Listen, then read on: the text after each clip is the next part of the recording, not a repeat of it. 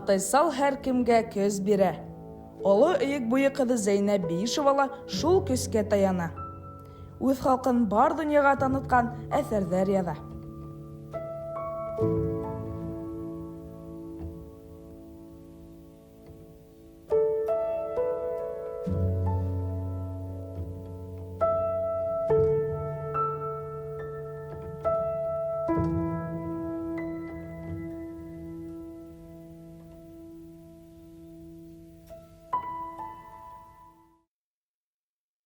Yaratmahan yazıp olmay. Her eserde ben yaratam özümden. Yaratып yazam. Bütünley şol dünyaga kirip gidip yazam.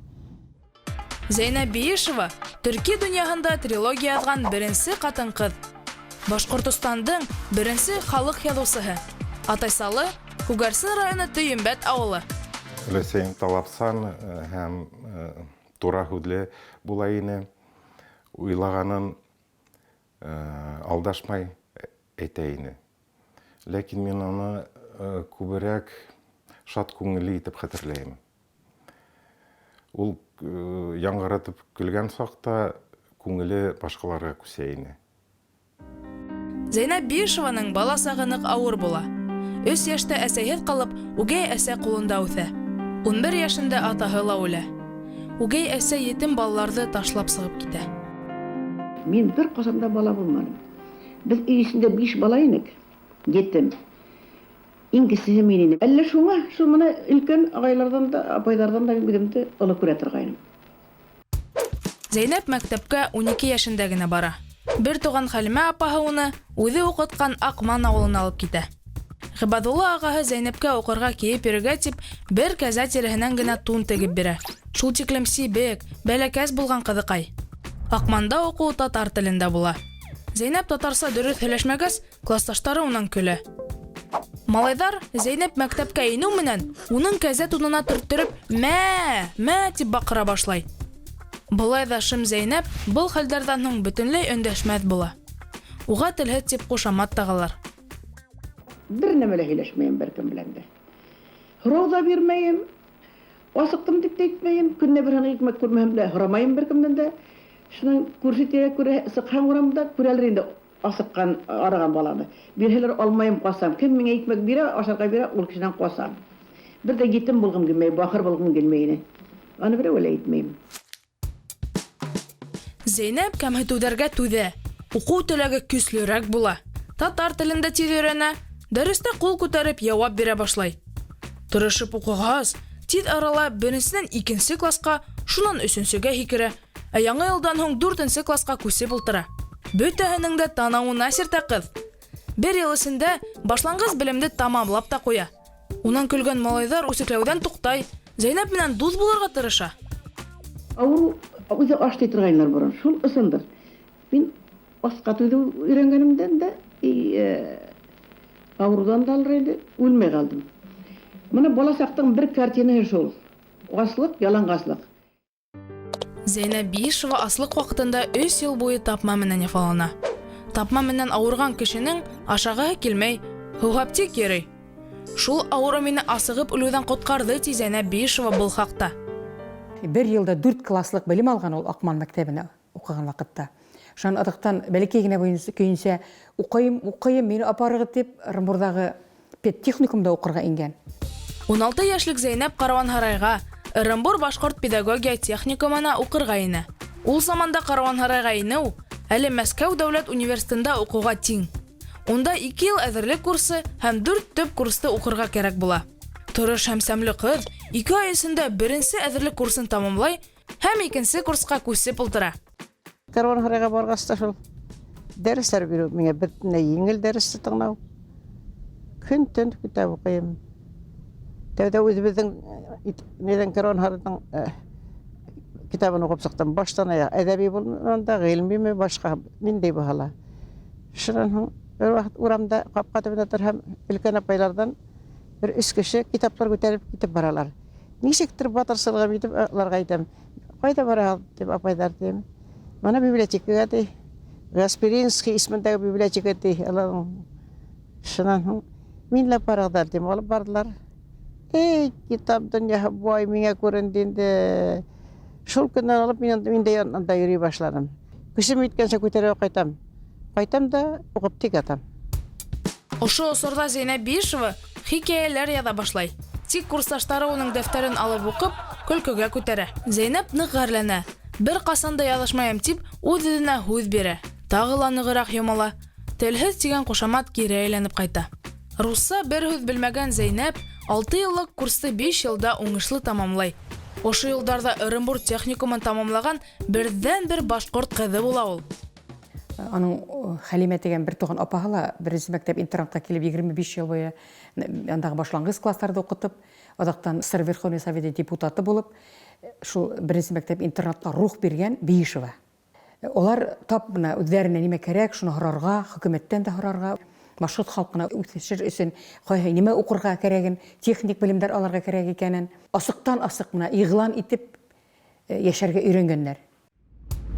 Зәйнәп Биишева үзе һорап Төпкөл авылга укытырга китә. Хәзерге Баймак районы Билал авылында укытучы булып эшләй. Бәләкәй буйлы, кыска сәсле кызны башта бик ханлап бармайдар. Тик Зәйнәп бирешмәй, балаларны гына түгел, авылларны ла укыта. Гәзит журналдар я, кайдандыр китаптар килтертә. Авылдың тәүге китапханаһын аса. Халыктың ихтирамын яулай. Зәйнәп Биишева актив комсомол була. Комсомол эшендә Газиз менән таныша. Зәйнәп, мин язучы булам, мин кияүгә сыкмайым, балага батып ултырмайым, диһәлә, Газизгә кияүгә сыга. Улар кавышып, Өфөгә күсеп китә. Инәйдең бөтә булмышында менә халык менә бергә булу. Мәсәлән, репрессиялар башлангач Өфлә. Уга әйтәләр, Зәйнәп, һине алалар, бер-ике көндән былай йөрүеңдә ул һин. Хәзер алып бөтеп баралар, һин генә калып бараһың дигәс, Салават районына Малаязга, бөтенләй капма-каршы якка, Баймак күгәрсен ягына түгел, эшкә китәләр. 2 елдан ашу алар шунда эшләп кайталар. Хугышка тиклем. Бөек Ватан һугышының тәүге көндәрендә үк гаилә башлыгы Газиз фронтка китә. Зәйнәп үз улы менән яңгыз торып кала. Нык авыр була, тик Зәйнәп Биишева бирешмәй. Балаларын да карай, эштә лә өлгерә. Язышмаем дигән антын боҙоп, яңынан ныклап каләмгә тотына. Шулай итеп, партизан малай повесть сыга. Повесть күптәрҙең рухын ныгытыр көскә ия була. Ире Газиз 1944 елда каты яраланып кайта. Меңнәгән хатлар ята миндә. Үз турында язып диләр. Укытучылар язалар, балаларына түгел. Шул хатларга мин бер дә җавап бирә алмадым. Чөнки мин өлгермәдем. Чөнки бер кеше нисәмә төстә, әсәй, зур бер семьяның башы. Әсәйгә түгел, атай урынына үзем. Бардым бит инде икенче группа инвалид булып кайтты. Зур семья карар өсөн миңа эшләп язырга туры килде. Көндез эштә, кис кайдан арып, төнне утыраһың, касан өйлә гаилә ята бетә. Балалар өсөн күп яза Зәйнәп Биишева. Мактыргыс итеп яза. Китаптары төрле телдәрдә басыла.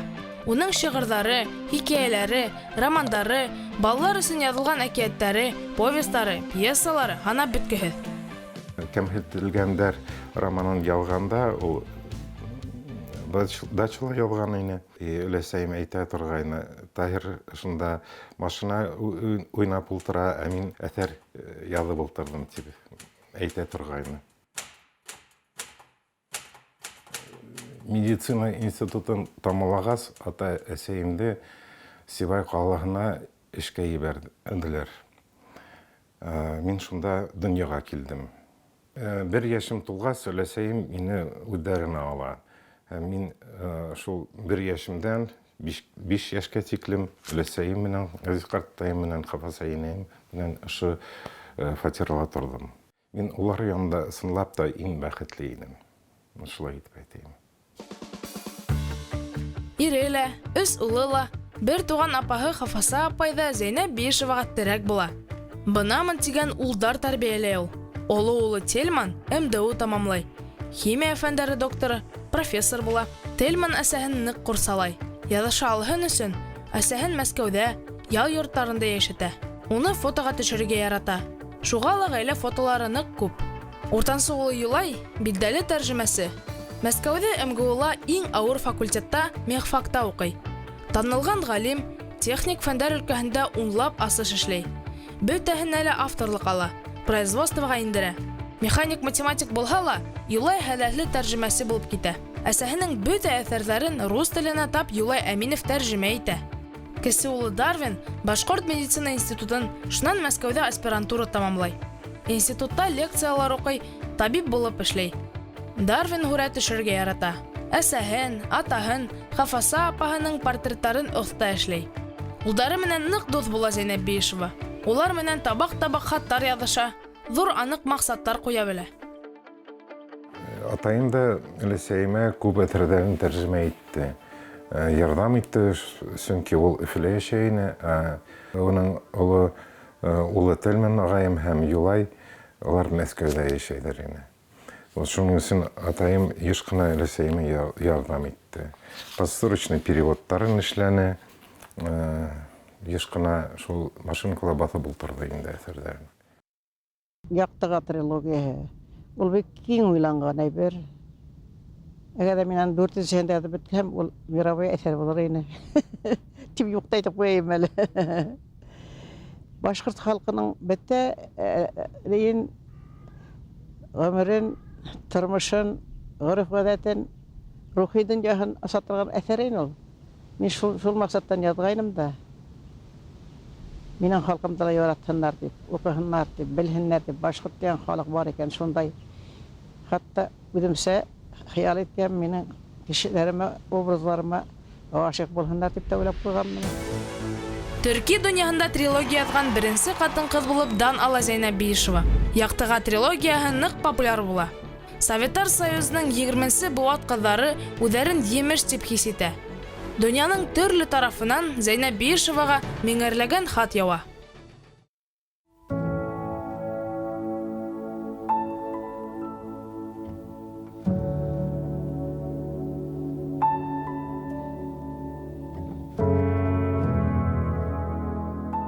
Емеш Зәйнәп Биишева үҙе ул. Емеш образы башҡорт ҡыҙҙарының маҡсатлы, сая, белемгә ынтылыусан, ҡыйыу икәнлеген күрһәтә. Емеш тә Зәйнәп Биишева кеүек күп һынауҙар үтә, кәмһетелеп йәшәй, бик иртә етем ҡала. Ул да ауырлыҡтар алдында һынмай, яҡтыға, уҡыуға ынтыла. Кемдә-кем Зәйнәп Биишеваның шул трилогияһын, романдарын уҡыған, улар ғөмүмән башҡорт халҡына ғашиҡ була. Ана инәй үҙенә килгән бер хатты йыш ҡына уҡый торғайны, һәм аптырап һөйләй торғайны. Берәү яҙа инде, мин бит белмәгәнмен донъяла башҡорт дигән бөйөк халыҡ бар икәнен.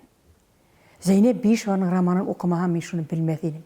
Зәйнәп Биишева миңә шул тотош бер донъяны асты тип яҙған бит инде берәү.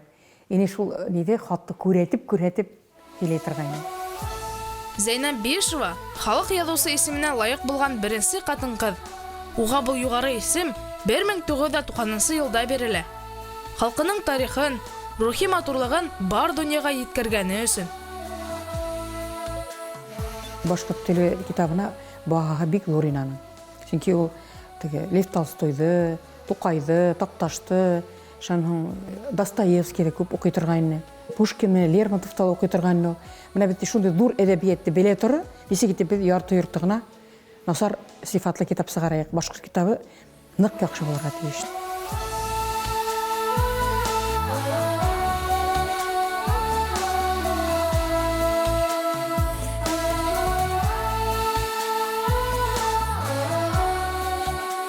Зәйнәп инәй ауылға ҡайтып ҡунаҡ ҡына булыуҙы яратманы. Ул ҙур ерләргә, хужаларға кереп, үҙенең теле менән ауылды бөтөрмәҫкә, ауыл йәшәһен тигән ниәт менән янып йәшәне. 2000 йылларда беҙҙең ауыл перспективаһыҙ тигән исемлеккә инде. Һәм ул ауылыбыҙҙы бөтөрмәҫ өсөн Зәйнәп апай бик күп тырышлыҡ һалды. Уның бында хаттары һаҡлана. Хөкүмәткә 2004-нсе, 2007-нсе, 2009-нсы йылларда яҙған хаттары балаларҙы оло өйөк аръяғына йөрөп, этләнеп, уҡымаһындар, үҙебеҙҙең еребеҙҙә, үҙебеҙҙең ауылыбыҙҙа мәктәп булһын тип ул тырышты. Атайсалын Зәйнәп Биишева кеүек яратҡан ҡатын-ҡыҙ һирәктер. Ул тыуған ауылын гел күңелендә йөрөтә, ярҙамынан ташламай. Оло өйөк буйын, ҡыҙҙар тауын, ҡуш тирәген ғүмер буйы һағына ул. Төйөнбәтте Бейеш Тархан төйәге тидер. Зәйнәп Бейешева ла Бейеш Тархан затынан. Үзенең Тархандар затынан икәнен холкы менән дә, эше менән дә исбат итә ул. Халыктың ышанысын аклай, олы иек буе кызы. Өләсәйемдең ул язмаһы Йөрәк һүҙе тип атала.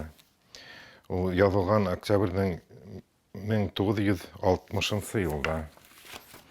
Шулай итеп өләсәйем яза ине. Почеркы күҙем алдына килеп тора. Аның почергын әллә ни исем миңә бик оҡшай ине, яратам ине аның почергын. Уның миңә бигерәк тә мин башҡорт теле тигән шиғыры оҡшай. Һәм мин башҡорт булараҡ, башҡорт ҡыҙы булараҡ, ул шиғырҙы яттан беләм. Һәм шиғырҙары, әҫәрҙәре шул тиклем йөрәккә үтеп инә. Хатта мин уның һымаҡ алдағы тормошта яҙыусы булырмындыр тип уйлайым. Өләсәйемдең шиғырҙарын күберәк хәтерләйем. Урал түбәһенән ҡарап торам. Йырлай көйләй уҙған юлыма. Илем, халҡым тиеп дөрләп янған йөрәгемде услап ҡулыма.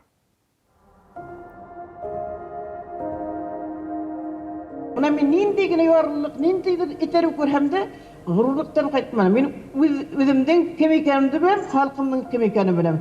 Шул миңә көс бирә. Халҡыңа таянырға кәрәк, аның саф йөрәгенә таянырға кәрәк, аның эшсәнлегенә таянырға кәрәк, тоғролоғына таянырға кәрәк. Менә шул ваҡытта инде яҙып була.